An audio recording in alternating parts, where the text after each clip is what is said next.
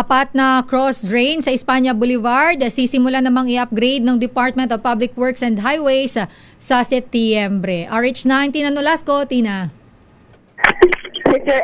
El Lakay, aarangkada na ngayong darating na Setyembre ang pagsasaayos sa apat na cross drain sa Espanya Boulevard sa Sampaloc, Maynila. Ito ang inanunsyo ni DPWH Secretary Vince Dizon sa isinagawang inspeksyon kasama si Manila Mayor Isko Moreno sa mga drainage projects sa Espanya Boulevard. Ayon kay Dizon, taong 1950 pa huling na-upgrade ang sistema ng drainage sa Espanya. Bagamat nagkaroon ng maliliit na pagsasaayos noong mga nakaraang taon, hindi pa ito na-upgrade.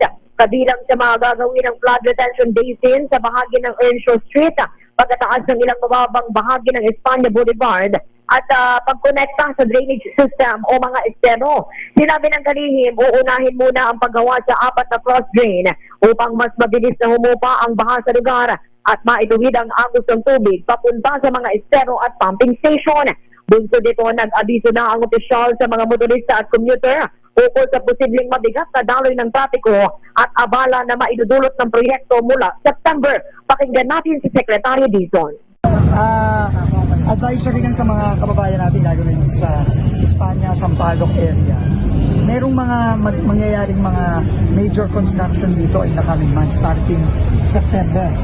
No, meron tayong apat na cross drain na gagawin mula dito sa side nito papunta doon. Apat, no?